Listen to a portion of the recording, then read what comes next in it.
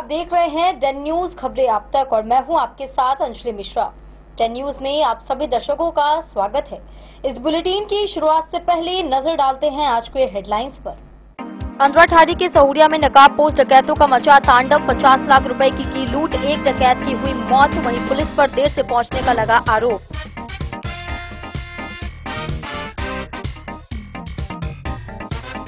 मधुबनी विधानसभा में विशेष गहन पुनरीक्षण को लेकर एसडीओ चंदन झा ने की बैठक। वहीं छूटे मतदाताओं को गणना प्रपत्र भरने की अपील।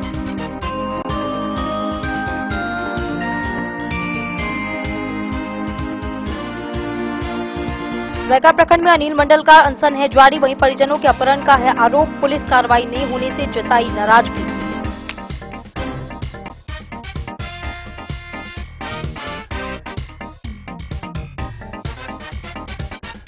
साइबर थाना मधुबनी की बड़ी कार्रवाई। साइबर ठगी के 35,000 रुपए पीड़ित को लौटाए गए। वहीं लोगों से सतर्क रहने की गई अपील। लोजपा के युवा प्रदेश सचिव विश्वजीत आनंद ने खजौली स्टेशन पर सभी एक्सप्रेस ट्रेनों के ठहराव की मांग। केंद्रीय मंत्री चिराग पासवान को सौंपा ज्ञापन। बेनीपट्टी अनुमंडल कार्यालय परिसर में सूखा क्षेत्र घोषित करने व जल संकट दूर करने समेत 11 सूत्रीय मांगों को लेकर राजद कार्यकर्ताओं के द्वारा 1 दिवसीय धरना का किया गया आयोजन। और जयनगर के डॉन बॉस्को स्कूल के निदेशक पी दिनाकरन के आकस्मिक निधन पर शिक्षाविदों और सामाजिक प्रतिनिधियों ने व्यक्त की गहरी शोक संवेदना।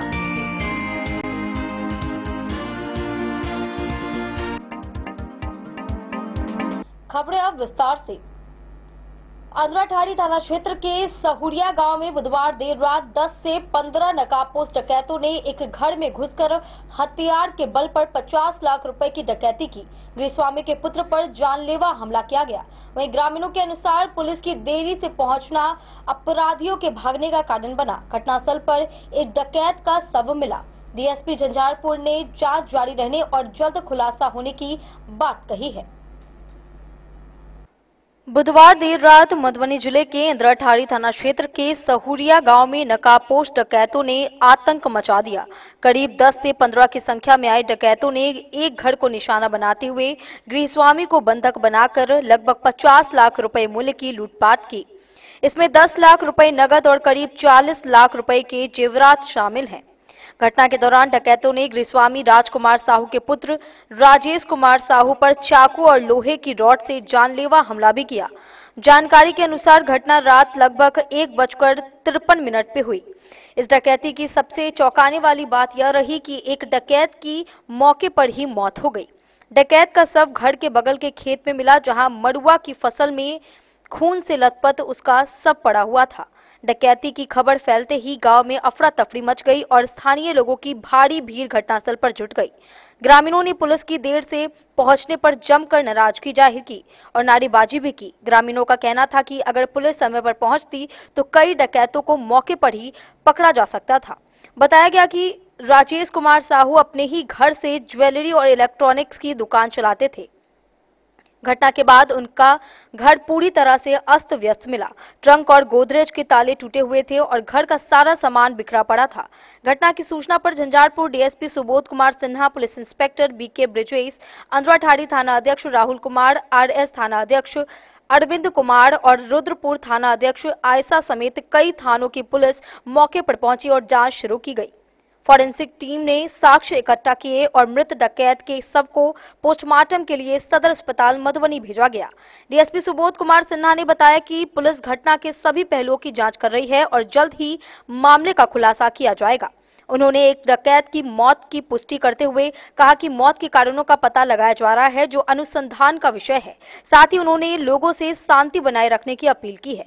ग्रामीणों ने पुलिस गश्ती में लापरवाही को जिम्मेदार ठहराया और कहा कि यदि रात्रि गश्ती नियमित होती तो ऐसी घटना नहीं घटती। गांव में इस प्रकार की बड़ी डकैती से लोगों में भय का माहौल है।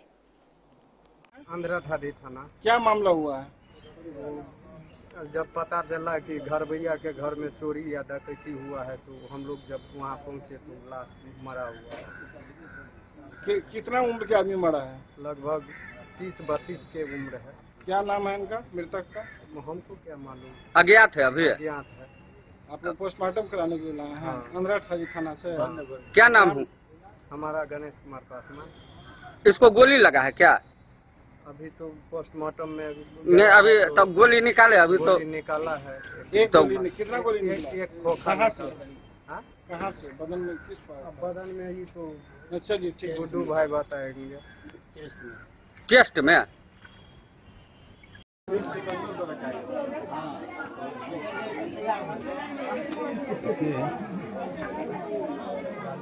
इसी दरवाजा से कहते हैं लोग गए थे और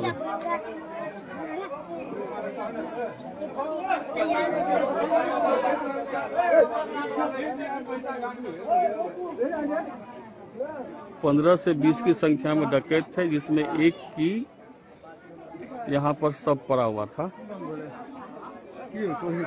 हाँ हाँ, देख सकते हैं यहाँ पर भीड़। और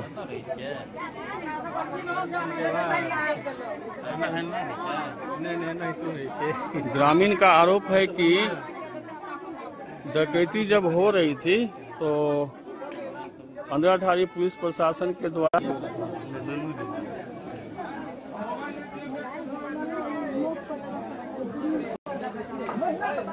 झंझारपुर डीएसपी और थाना अध्यक्ष जो है जांच पड़ताल कर रहे हैं। और ग्रामीणों का आरोप है कि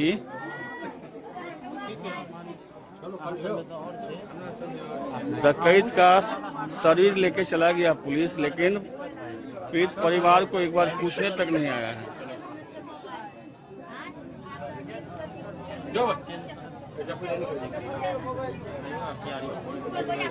समझ जी, चल बना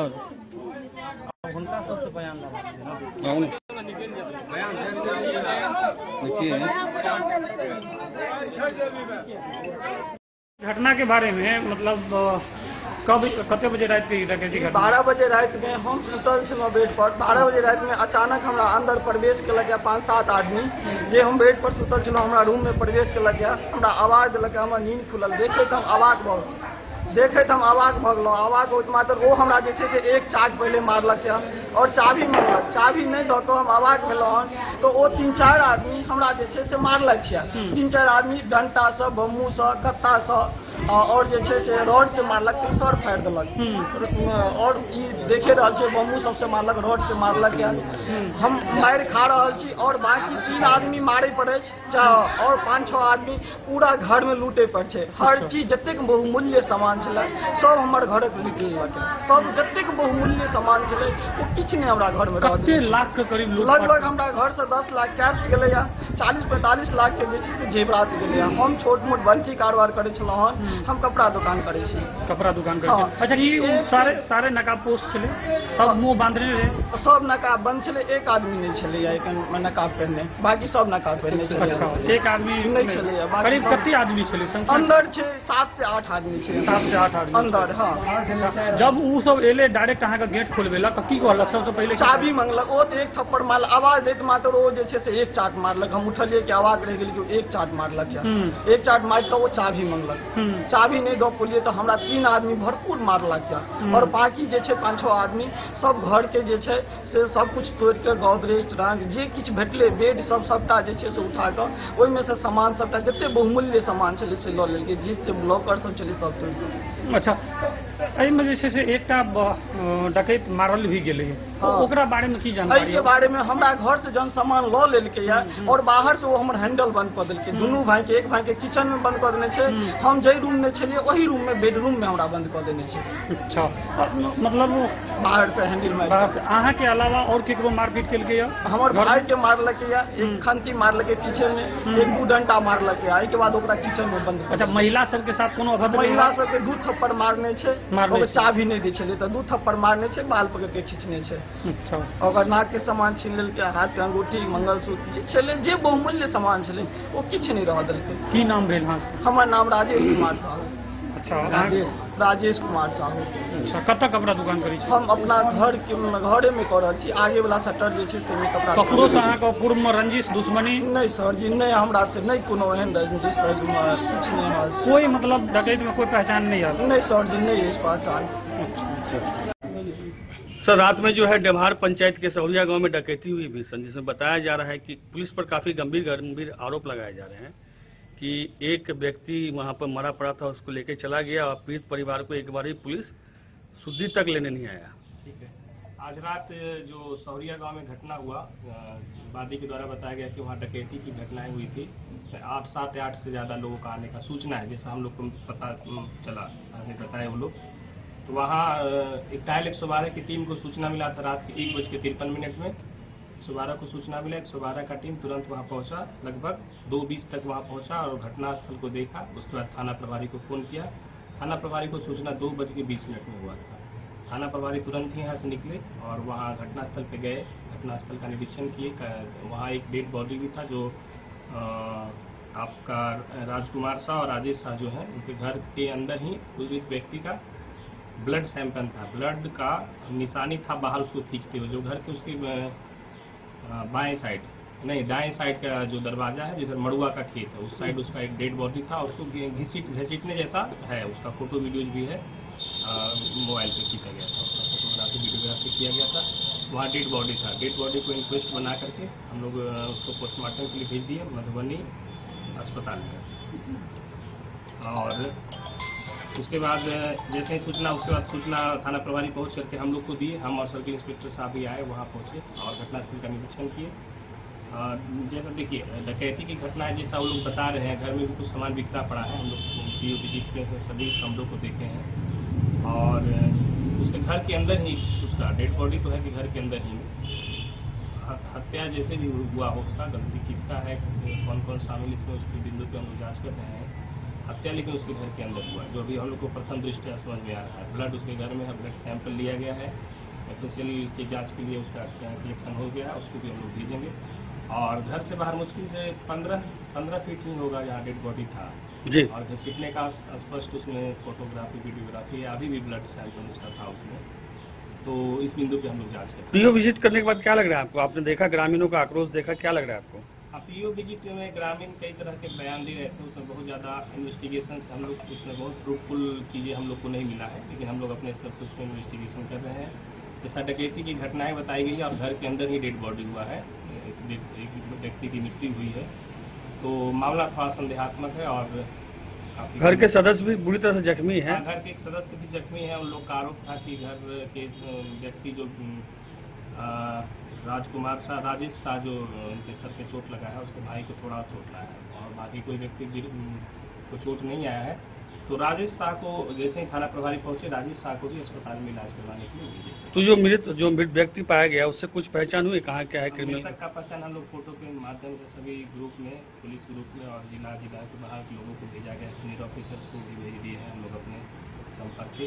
तो अभी तक तो पहचान नहीं हुआ है। व्यक्ति लगभग 30 साल की उम्र का है, उसका फोटो हम लोग दिए हैं। और जैसे ग्रामीण बताया इसके जेब में मोबाइल था, 500 रुपया था, कुछ गुटखा वगैरह था, तो मोबाइल से तो पता चल जाएगा ना कि कहाँ का क्या था? मोबाइल नहीं सीज हुआ। मोबाइल सीज होता तो हमारे लिए बेहतर होता, उसमें तकनीकी जैसे कि फोटो आपके पास है, उसमें दिख रहा है कि सब जेब में उसका मोबाइल नहीं, स्पष्ट नहीं है, वो चीज़ स्पष्ट नहीं है कि फोटो है। और मोबाइल फोन रिकवर नहीं हुआ है, वो तो रिकवर होता तो हम लोग उसे जब्ती सूची में बनाते हैं जी, लेकिन नहीं है मोबाइल।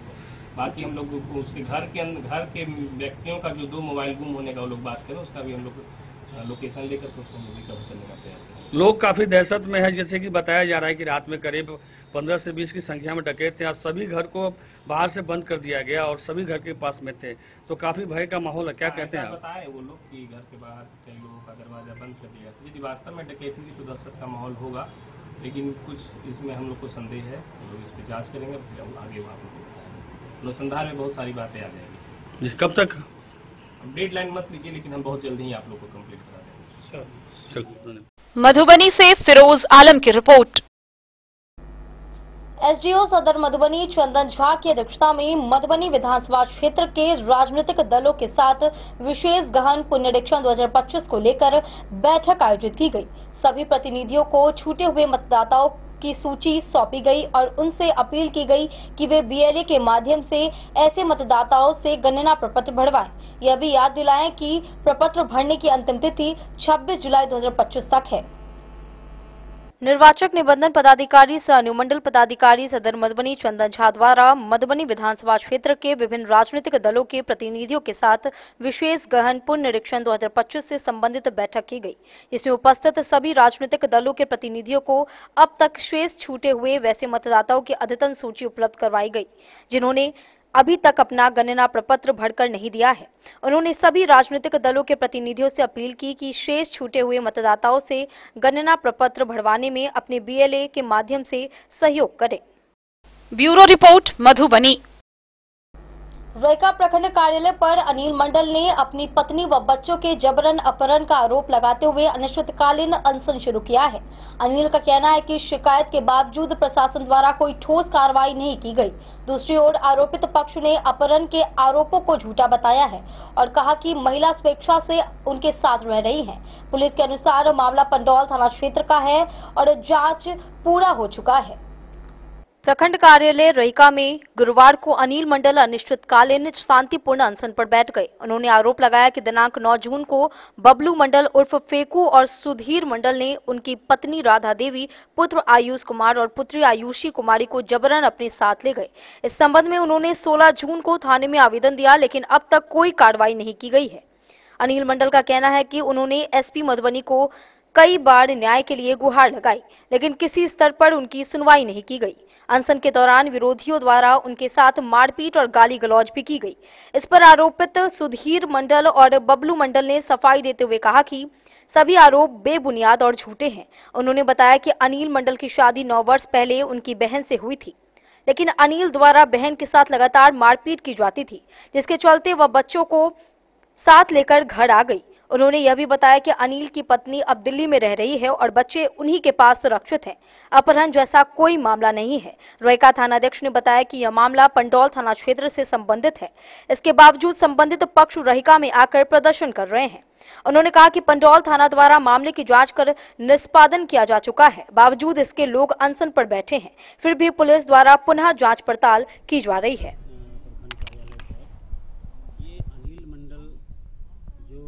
अभियंत्रणकारी हैं, इनका जो समस्या है, इनके बच्चे और इनकी जो पत्नी थी, आज से करीब एक महीना पहले गायब हुई। वो गायब होने के पश्चात जो है हम लोग आवेदन दिए। अनिल मंडल ने जो है सो आवेदन किए।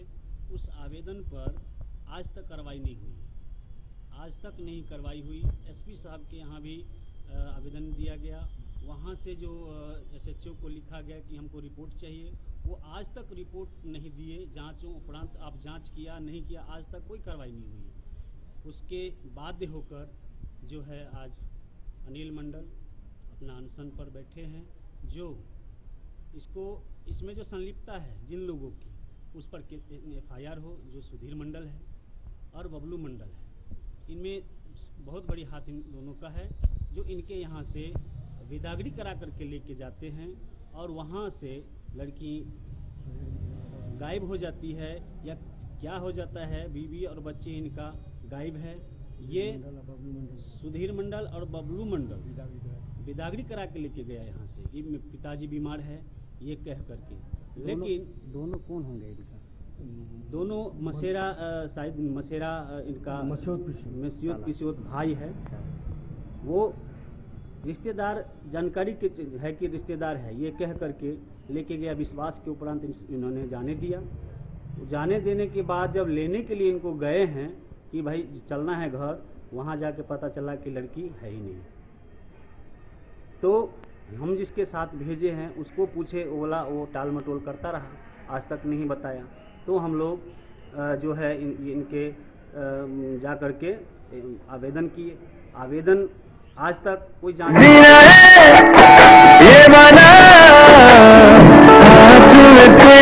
बच्चा कहाँ है, इनका बीवी कहाँ है, ये प्रशासन के ढिलाई है। जो रैका का थाना है, ये थाना मनोबल इनका बढ़ा हुआ है। अभी तक कोई बात नहीं किया, ना कोई जांच किया, ना कोई रिस्पॉन्सिबिलिटी लिया गया है। हम चाहते हैं कि इनका कार्रवाई हो। मेरा नाम बेचन राम, मैं ऑल इंडिया फॉरवर्ड ब्लॉक से बिलोंग करता हूं।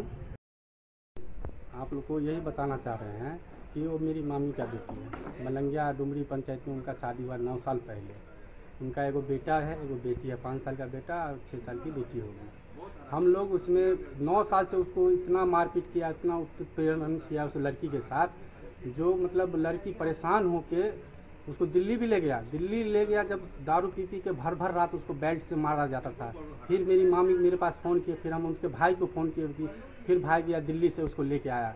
वहाँ से आने के बाद अनिल मंडल और गुड्डू मंडल दोनों दोस्त जो मिल के दारू की गांजा पी के रात को दारू गांजा पीता था और मेरे बहन के साथ जो मेरी मामी की बेटी है उसके साथ गलत संबंध बनाने के चक्कर में इसको गुड्डू मंडल अनिल मंडल को दारू पिलाता था, दारू और गांजा पिलाता था। यहाँ पे भी हम लोग बहुत कोशिश किए कि घर परिवार है, मेरी बहन है, भांजा भांजी थी, बोले कि घर भाई कैसे भी होगा, मारपीट तो हर घर में होता है और रहेगी, आराम से रहेगी। हम लोग पंचायती करके भी आए और पंचायती करने भी गए थे, उसमें भी वो लड़का रखने के लिए तैयार नहीं, बोल रहा है कि उसको हमारे हिसाब से रहना पड़ेगा। अरे भाई तुम्हारे हिसाब से रहना पड़ेगा, तुम्हारे हिसाब से, तुम्हारा बाल बच्चा तो तुम्हारे हिसाब से रहेगा ना, कि तुम हमेशा उसको मारेगा पीटेगा। ये सब चीज़ हम लोग पंचायती करके आ गए। मेरी छोटी वाली मामी की छोटी बेटी की शादी 28 मई को था, उसमें वो लड़की को हम लाए, 1 साल से करीबन वो लड़की वहीं पे थी मेरी नानी गाँव में। तो वहाँ से जब बात ये सब हो गया तो पंचायती हुआ, तो फिर वो क्या बात हुआ ना, इन लोग का फ़ोन पे गाला गलौज चलता ही रहता था, जो रिकॉर्डिंग भी है लड़की के पास और उनके माँ के पास, गाली गलौज चलता ही रहता था। फिर वो बीच में अब किसके साथ वो बात करती थी नहीं करती थी वो हमको जानकारी नहीं है। वो दिल्ली उसके साथ वो लड़की भाग गई, वो बच्चे को लेकर, दोनों बच्चे को लेकर। हम लोगों ने बहुत मतलब कोशिश किया कि कैसे भी करके वो लड़की आ जाए, चलो आ जाओ, लेकिन वो लड़की आने के लिए साफ मना कर दी। तो फिर हम लोगों ने दोनों बच्चों को रिकवर किया। इस चीज़ के लिए आवेदन हमने पंडौल थाना में भी 9 तारीख को दिए हैं, आपको हम दिखा देते हैं। 9 तारीख को आवेदन हम बड़ा बाबू के दिए, लेकिन अब मेरा आवेदन नहीं लिया गया। हम सोचे चलो मामला सॉर्ट आउट हो जाएगा तो जाने दीजिए। फिर पता चला कि रहिका थाना में मेरे नाम से एनसी कर दिया है, जो किडनी बेचने के लिए अति कर रहा है। कोई अपनी बहन का किडनी बेच सकता है क्या सर? यदि हमको ऐसा ही करना रहता अपनी बहन के साथ करेगा। अपहरण का आरोप लगा रहा है, तो अपहरण क्या है? अपहरण सर, वो 2 बच्चा मेरे पास है, वो 2 बच्चा जो लेके गई थी, 2 बच्चा को हम रिकवर किए हैं दिल्ली से। अब लड़की दिल्ली में है, उसका नंबर भी हमने दे दिया है। उसके जो लड़के के साथ भागी है उसका भी नंबर थाना में रिपोर्ट में है। आप उनसे बतिया लीजिए कि लड़की किडनैप सुधीर करवाया है कि बबलू मंडल करवाया है। अच्छा, अपना परिचय दीजिएगा। मेरा नाम सुधीर मंडल है और मेरा घर हुसैनपुर पंचायत राजा टोल के निवासी। मधुबनी से फिरोज आलम की रिपोर्ट। मधुबनी साइबर थाना द्वारा 24 जुलाई 2025 को कार्रवाई करते हुए साइबर ठगी की घटना में 35,000 रुपए की राशि वास्तविक पीड़ित को लौटाई गई। पुलिस ने लोगों से सतर्क, जागरूक और सावधान रहने की अपील की है। किसी भी साइबर अपराध की शिकायत हेल्पलाइन नंबर या पोर्टल पर की जा सकती है। साथ ही जागरूकता ही इस तरह के अपराधों से बचाव का सबसे प्रभावी तरीका है। साइबर अपराध के विरुद्ध चलाए जा रहे अभियान के तहत साइबर थाना मधुबनी द्वारा एक अहम उपलब्धि हासिल की गई है। साइबर ठगी के मामले में त्वरित कार्रवाई करते हुए कुल 35,000 की राशि वास्तविक पीड़ित को वापस सौंप दी गई है।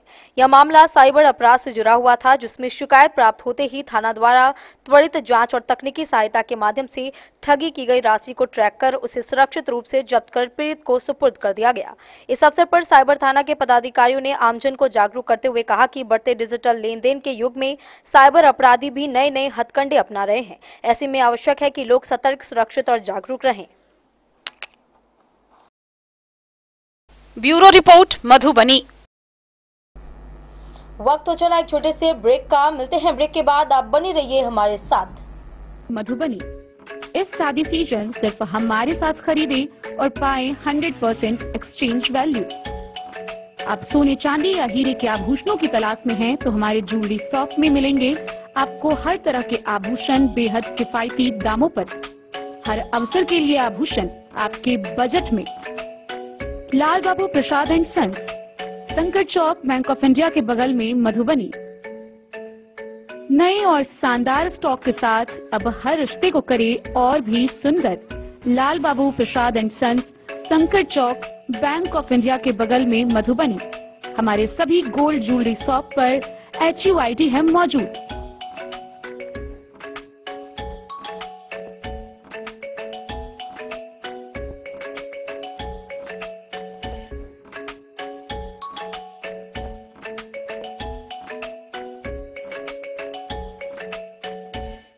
ट्रेंड के इस जमाने में क्या आप भी चाहते हैं स्टाइलिश और फैशनेबल कपड़े? क्या आप अपने लुक को अपग्रेड करना चाहते हैं? अगर हाँ, तो आज ही आए Bombay fashion readymade sari showroom. हमारे पास पुरुषों, महिलाओं और बच्चों के लिए है नए से नए फैशन ट्रेंड में कपड़े और एक्सेसरीज का लार्ज कलेक्शन। आपके बजट और हर अवसर के लिए खास। चाहे काम के लिए हो नए आउटफिट की तलाश, या पार्टी के लिए ड्रेस, या किसी खास अवसर के लिए सूट, सलवार और साड़ी, हमारे पास है हर एक ब्रांड। क्रिम्सन क्लब, मुफ्ती, टर्टल और किलर के SIS स्टोर्स। इसके अलावा रेमंड, स्पार्की, जॉकी, लक्ष्मीपति, मान्यवर, ब्लैकबेरी, नवाब पार्कर जैसे बड़े ब्रांड। तो देर किस बात की, आज ही आए बॉम्बे फैशन साड़ी एवं रेडीमेड शोरूम। हमारा पता है महिला कॉलेज रोड, मधुबनी।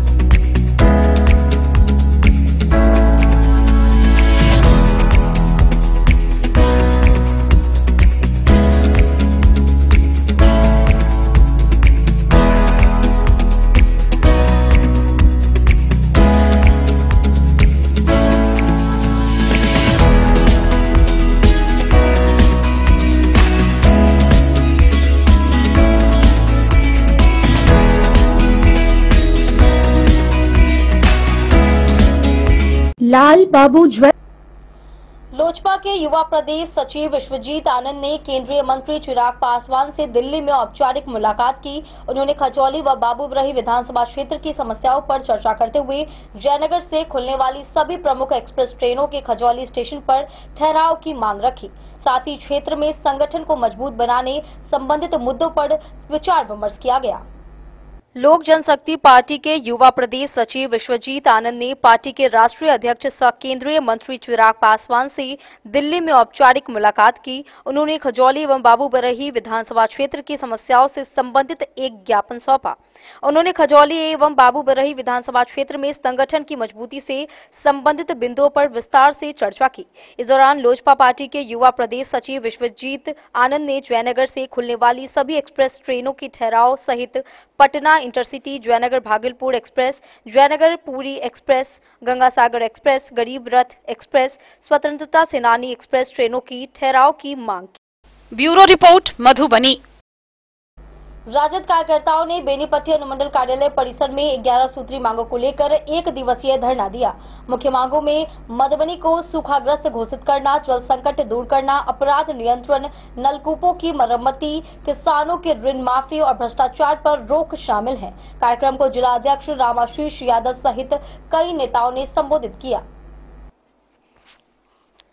बेनीपट्टी अनुमंडल कार्यालय परिसर में सूखा क्षेत्र घोषित करने व जल संकट दूर करने समेत 11 सूत्री मांगों को लेकर राजद कार्यकर्ताओं के द्वारा गुरुवार को एक दिवसीय धरना कार्यक्रम का आयोजन किया गया।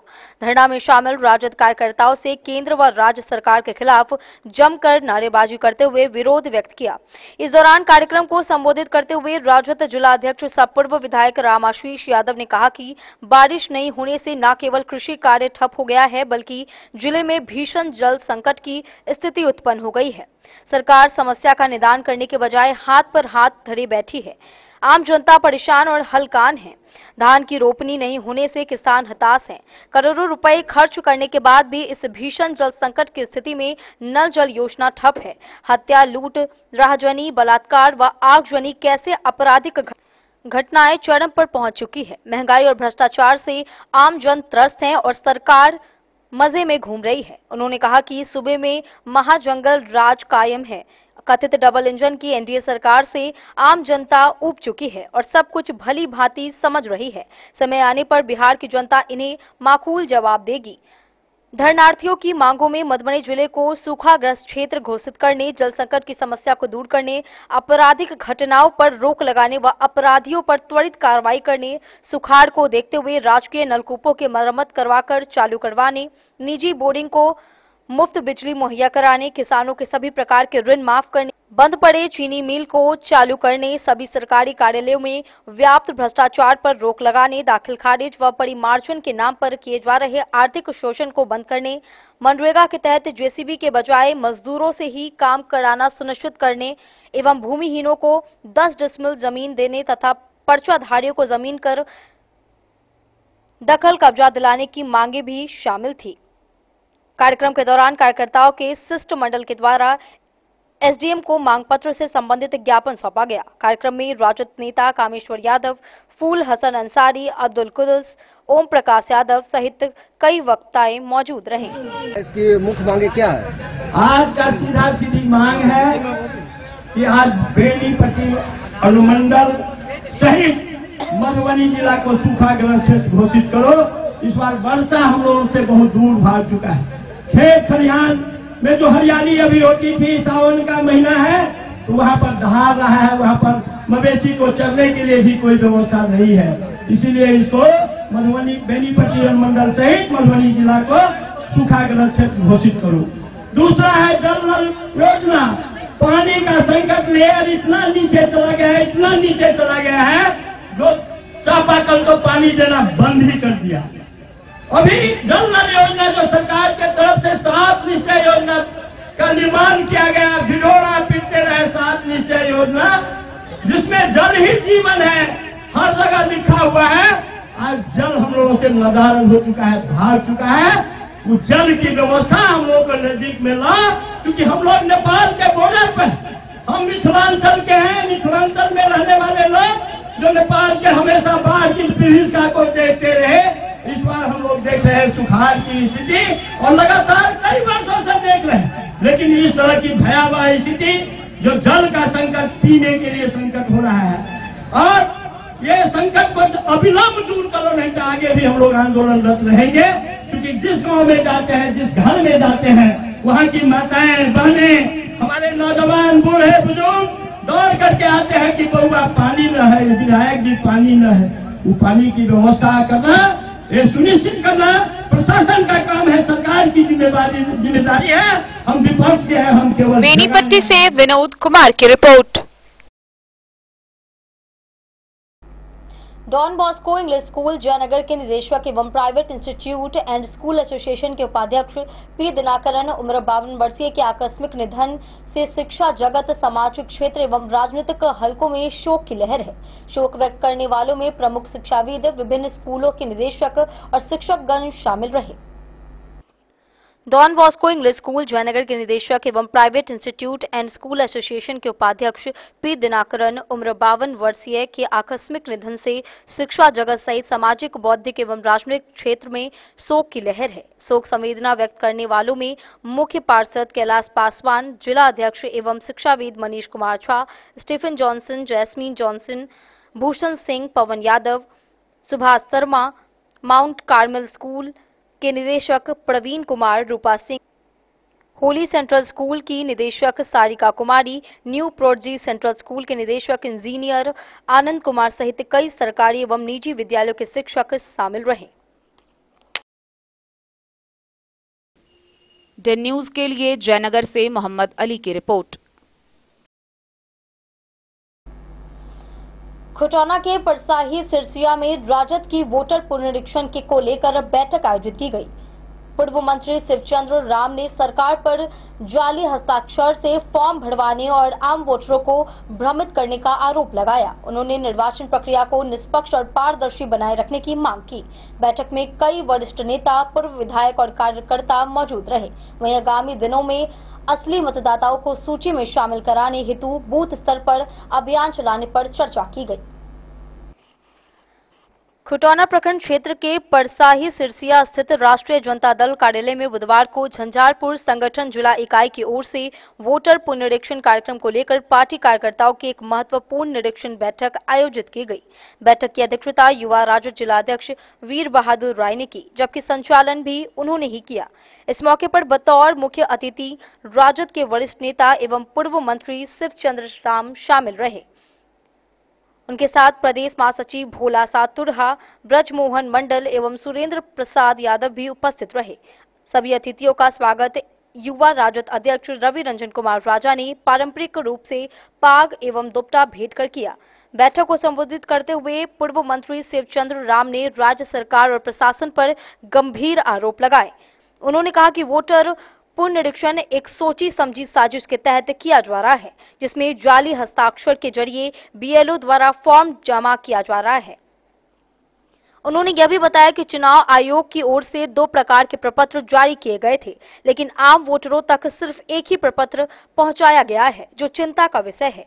इस अवसर पर पूर्व विधायक उमाकांत यादव, राजकुमार यादव, इंजीनियर धर्मेंद्र यादव, महिला प्रकोष्ठ की अध्यक्ष बबीता कुमारी, शिवजी भारती, रामनारायण पासवान, मिंटू साजवदा समेत बड़ी संख्या में पार्टी कार्यकर्ता मौजूद थे।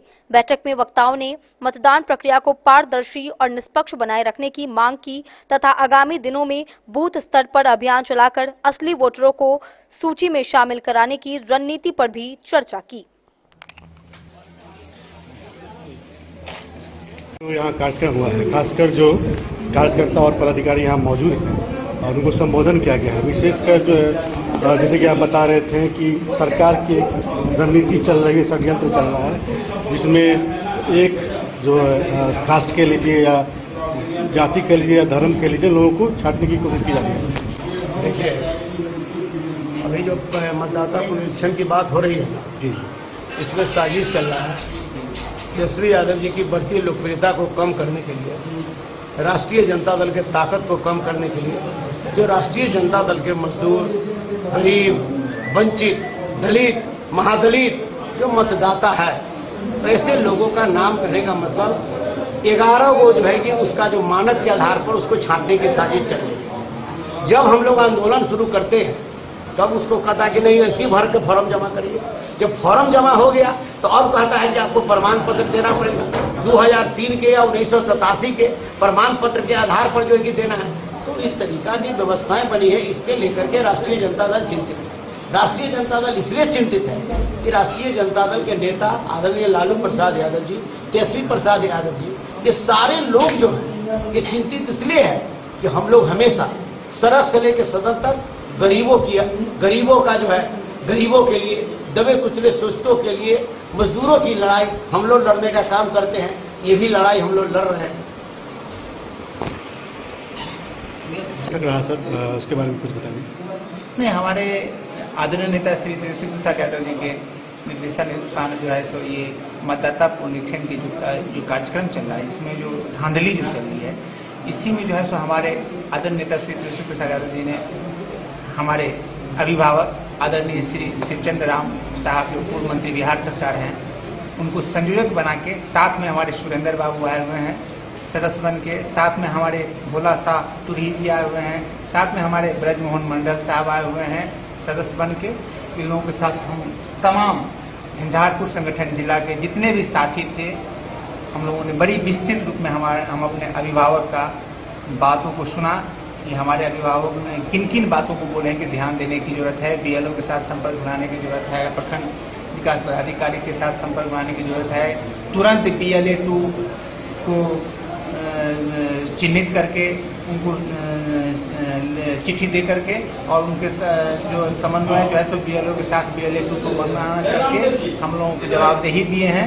सारे प्रकोष्ठ जिला अध्यक्ष को भी और पार्टी के अध्यक्ष को भी, सारे प्रकोष्ठ के प्रखंड अध्यक्ष को भी, पार्टी के प्रखंड अध्यक्ष को भी, पंचायत के प्रखंड अध्यक्ष को और हमारी बूथ कमेटी को भी उन्होंने निर्देशित किए हैं। हमारे अभिभावक आदरणीय श्री शिवचंद्र राम साहब ने और बड़ी विस्तृत से बताया कि लालू जी के सामाजिक न्याय की जो प्रावधान हैं और उनकी क्या देन रही है, उसी को आगे बढ़ाते हुए हमारे आदरणीय नेता श्री तेजस्वी प्रसाद यादव जी आर्थिक न्याय देने का काम करेंगे और 2025 में हमारे आदरणीय नेता तेजस्वी प्रसाद यादव जी मुख्यमंत्री बनने जा रहे हैं। इन्हीं बातों के साथ हमारे परम अभिभावक आदरणीय श्री राम साहब ने बड़ी स्पष्टता से बताया और इन्हीं बातों को हम लोग जन जन तक जाएंगे। प्रत्येक मोहल्ला, कस्बा और वार्ड में, पंचायत में जा करके हम अपने जितने भी दलित, पिछड़ा, अति पिछड़ा लोग हैं हमारे, सारे लोग जो हैं जो मतदाता सूची में जो छूट रहे हैं, इनको हम लोग जो है सो सचेत करते हुए कोई हम लोग छूटे नहीं, इसके लिए हम लोग घर घर जाएंगे और सारे लोगों को मतदाता पुनरीक्षण में हम लोग सारे लोगों को जोड़ने का काम करेंगे। इनके निर्देश को हम लोग 100% पालन करने का काम करेंगे। दैन न्यूज के लिए राशिद रजा की रिपोर्ट। यादव जी, वरिष्ठ नेता राजकुमार यादव जी। वक्त तो चला एक छोटे से ब्रेक का, मिलते हैं ब्रेक के बाद, आप बने रहिए हमारे साथ। राजनगर मधुबनी के दिल में गांधी चौक स्थित अब एक ही छत के नीचे फैशन और ज्वेलरी की अनोखी दुनिया राज राजेश्वरी कलेक्शन और महादेव शाह अमरनाथ प्रसाद ज्वेलर्स की शानदार पेशकश, जहां आपको मिलेंगे saris, suits, lehengas, sherwanis, kurtas, bedsheets, kids wears, shirts, jeans और कुर्तीज। हर खास मौके के लिए खास कलेक्शन और साथ ही ब्रांडेड 916 गोल्ड, सिल्वर और नक्षत्र डायमंड ज्वेलरी एवं गृह रत्न, उपरत्न और घड़ियों के विक्रेता का विशाल शोरूम महादेव शाह अमरनाथ प्रसाद ज्वेलर्स, मिथिलांचल का नंबर 1 एसी शोरूम, जहां है सोना चांदी के मेकिंग चार्ज पर 31% तक का डिस्काउंट ऑफर एवं डायमंड के मूल्य पर फ्लैट 21% तक का डिस्काउंट ऑफर, साथ ही 100% कैश वापसी की सुविधा उपलब्ध है। तो आज ही आइए आरपी मॉल, गांधी चौक, राजनगर बाजार, मधुबनी और बनाइए हर खास पल को और भी खास। संपर्क करें 9431643733 पर। राज राजेश्वरी कलेक्शन और अमरनाथ प्रसाद ज्वेलर्स, विश्वास, गुणवत्ता और परंपरा का संगम। नमस्कार, मैं अमरनाथ प्रसाद, महादेव शाह अमरनाथ प्रसाद ज्वेलर्स राजनगर के प्रोप्राइटर। अभी सोने, चांदी और डायमंड में बहुत अच्छा ऑफर चल रहा है। सोने चांदी के मेकिंग चार्ज पर 31% तक का डिस्काउंट है और डायमंड के ज्वेलरी के मूल्य पर 21%, 21% का फ्लैट डिस्काउंट है। तो आप लोग आवे, पधारें और इस ऑफर का लाभ उठावें। गोकुल राज।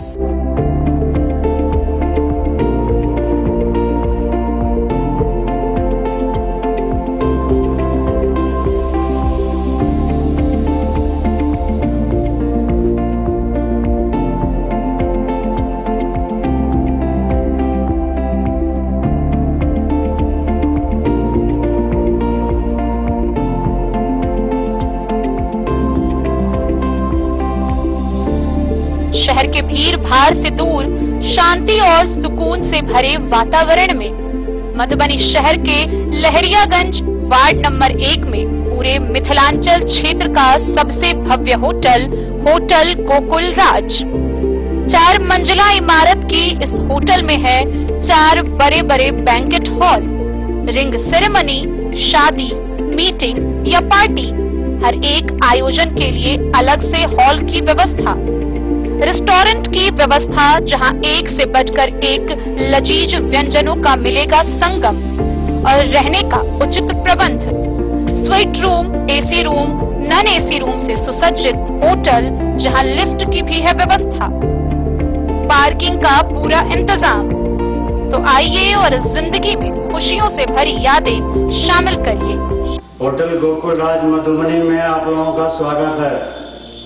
होटल गोकुल राज, लहरियागंज वार्ड नंबर 1, मधुबनी। आनंद मिशन विद्यापीठ शिक्षा के क्षेत्र में एक नया आयाम अब छोटे बच्चों के लिए भी आधुनिक सुविधाओं के साथ उपलब्ध। विवेकानंद मिशन विद्यापीठ जूनियर, जहां क्लास प्री नर्सरी से 5th स्टैंडर्ड तक के बच्चों का एडमिशन प्रारंभ है। अगर आप भी चाहते हैं अपने बच्चों का शिक्षा के क्षेत्र में बेहतर विकास, तो विवेकानंद मिशन विद्यापीठ जूनियर है आपके लिए तैयार। 2.5 से 10 वर्षों के बच्चों के लिए आपको मिलेगा आधुनिक सुविधाओं के साथ एक बेहतर शिक्षा का माहौल। सीबीएसई बेस्ड करिकुलम सिलेबस के साथ साथ स्टूडेंट्स होंगे art and craft, game and sports और कल्चरल एक्टिविटीज में अव्वल। इंग्लिश मीडियम के माहौल के बीच स्टूडेंट्स बनेंगे स्मार्ट, जहां किताबी ज्ञान के साथ साथ हर क्षेत्र में स्टूडेंट्स होंगे अवेयर। हॉबीज और इंटरेस्ट को मिलेगी प्राथमिकता। तो आइए और अपने बच्चों के बेहतर भविष्य के लिए आज ही नामांकन करवाइए। विवेकानंद मिशन विद्यापीठ जूनियर। हमारा पता है सिरहुत कॉलोनी, नगर परिषद। राजनगर प्रखंड अंतर्गत शिशुपाल +2 उच्च विद्यालय में शिक्षक संजीव कुमार गुप्ता के प्रधानाध्यापक पद पर स्थानांतरण के अवसर पर विदाई सम्मान समारोह का आयोजन किया गया। उन्हें मिथिला परंपरा के अनुसार पाग और दुपट्टा से सम्मानित किया गया। वे 2019 से विद्यालय में कार्यरत थे और अब बाबूबरही प्रखंड के विकमशेर विद्यालय में योगदान दे चुके हैं। समारोह में कई शिक्षक, छात्र और कर्मी मौजूद रहे। राजनगर प्रखंड अंतर्गत शिशुपाल +2 उच्च विद्यालय सभागार में प्रधानाध्यापक पद पर स्थानांतरण एवं नियुक्ति के अवसर पर शिक्षक संजीव कुमार गुप्ता के विदाई सम्मान समारोह का आयोजन विद्यालय परिवार की ओर से किया गया। संजीव कुमार गुप्ता की नियुक्ति बिहार लोक सेवा आयोग के माध्यम से प्रधानाध्यापक पद पर हुई है। वे वर्ष 2019 से शिशुपाल +2 उच्च विद्यालय में कार्यरत थे। अब वे बाबूबरही प्रखंड के उत्क्रमित माध्यमिक उच्च विद्यालय विकमशेर में प्रधानाध्यापक पद पर योगदान दे चुके हैं। इस अवसर पर विद्यालय परिवार, शिक्षकगण, शिक्षकेतर कर्मचारी एवं छात्रों की उपस्थिति में उन्हें मिथिला की पारंपरिक विधि अनुसार पाग एवं अंग वस्त्र से सम्मानित किया गया। समारोह का माहौल भावुकता से भर गया जब सभी ने उनके कार्यों की सराहना की और आगामी दायित्वों के लिए शुभकामनाएं दी। समारोह में प्रधानाध्यापिका एकम्मा वैदेही कुमारी, शिक्षक शिव शंकर कुमार सिंह, रमेश प्रसाद झा सहित कई अन्य कर्मचारी एवं छात्र छात्राएं उपस्थित रहे। राजनगर से सुजीत गुप्ता की रिपोर्ट। लौकही क्षेत्र संख्या 43 के जीप सदस्य राम लखन यादव ने प्रेस वार्ता कर अपने कार्यालय की उपलब्धियां साझा की।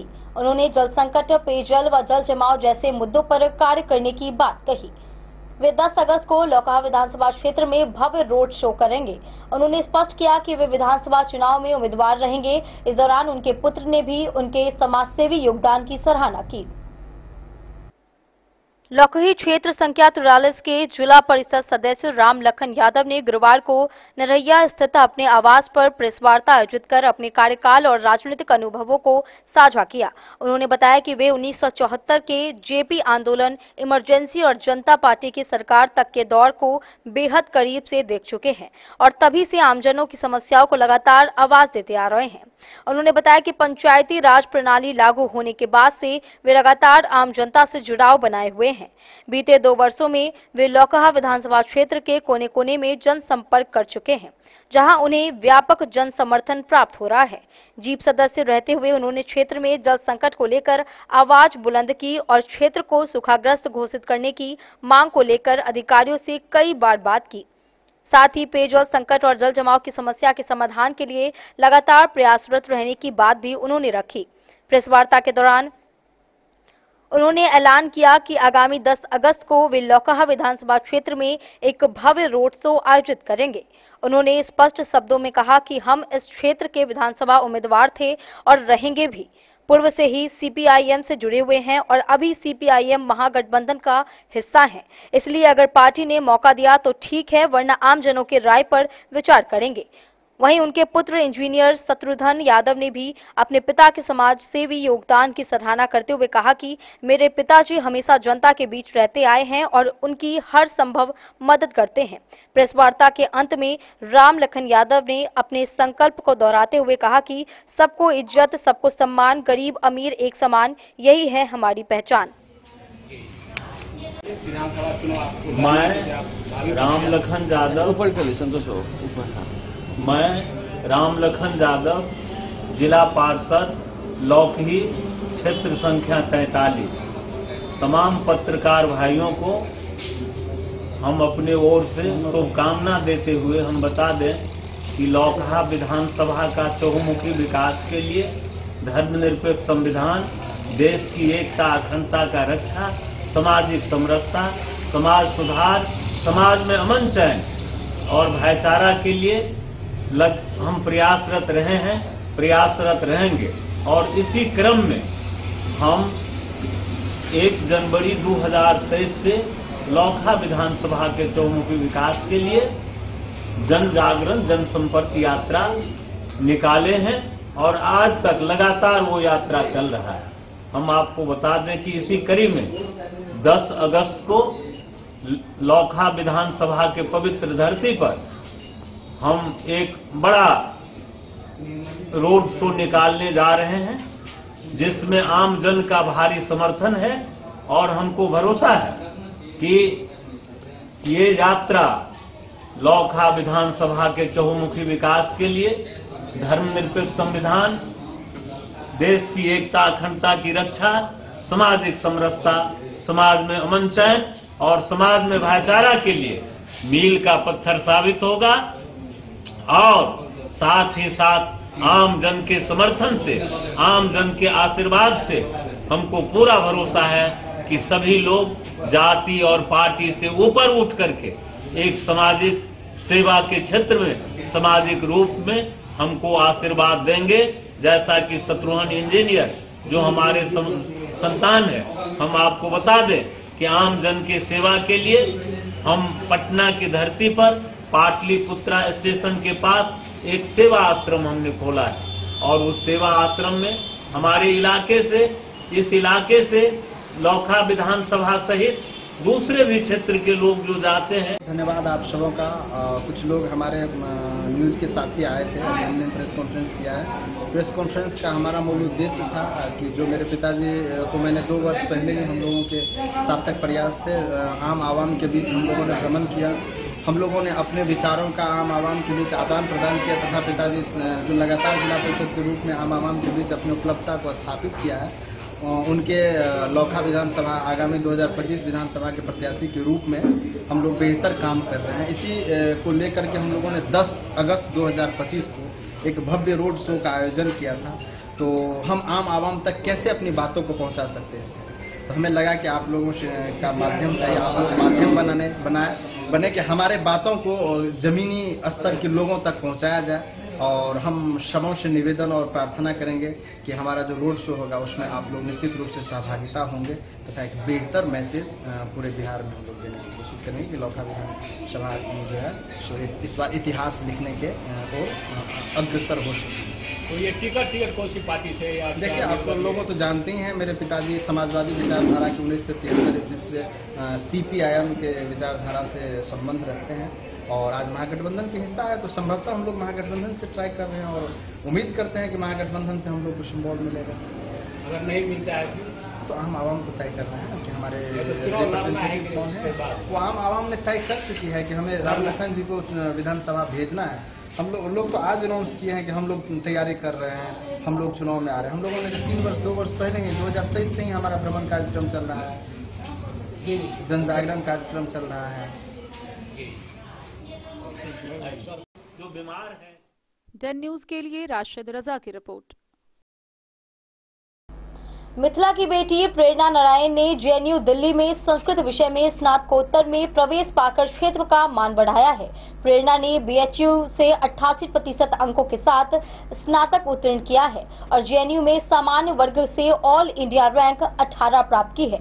उनका लक्ष्य संस्कृत की प्रधानाध्यापिका बनकर नई पीढ़ी को भारतीय संस्कृति व मूल्यों से जोड़ना है। प्रेरणा को देश भर के कई प्रतिष्ठित शिक्षाविदों व समाज सेवियों से बधाइयां प्राप्त हो रही हैं। मिथिला की बेटी और दरभंगा की शान प्रेरणा नारायण BHU वाराणसी से इसी वर्ष 88 अंकों के साथ संस्कृत से स्नातक प्रतिष्ठा उत्तीर्ण होकर देश के प्रतिष्ठित विश्वविद्यालय JNU दिल्ली में नामांकन लिया है।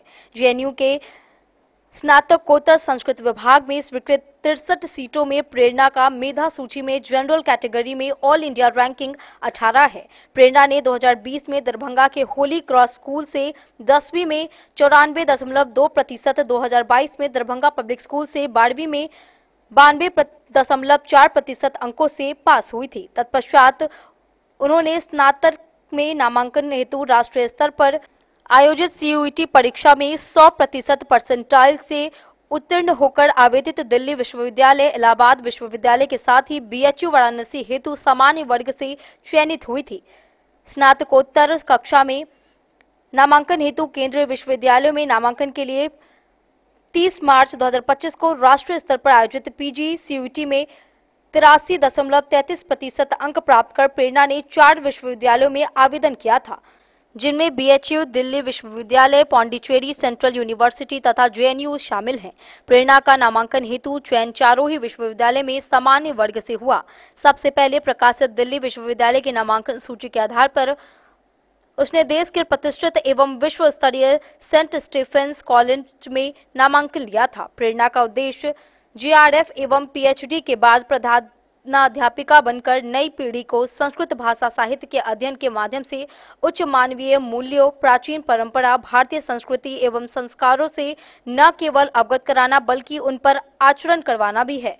अभी दरभंगा में अपने माता पिता के साथ रहकर प्रेरणा एबीवीपी द्वारा एमआर महिला कॉलेज दरभंगा में आयोजित सर्जना निखार शिविर में पत्रकारिता, ब्यूटिशियन तथा डांस आदि का प्रशिक्षण ले रही हैं। साथ ही नेट जेआरएफ की तैयारी भी उन्होंने शुरू कर दी है। प्रेरणा नारायण ने कहा कि पूर्ण आत्मविश्वास के साथ ही ईश्वर पर विश्वास रखते हुए बेहतर स्वाध्याय, शिक्षकों का उचित मार्गदर्शन एवं मोबाइल का सदुपयोग ही सफलता का मूल मंत्र है।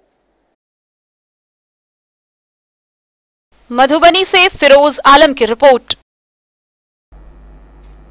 आज के इस बुलेटिन में फिलहाल इतना ही। कल फिर हाजिर होंगे नए खबरों के साथ। तब तक दीजिए पूरी टीम को इजाजत और मधुबनी के हर छोटे बड़े खबरों को देखने के लिए देखते रहिए 10 न्यूज खबरें आप तक। नमस्कार।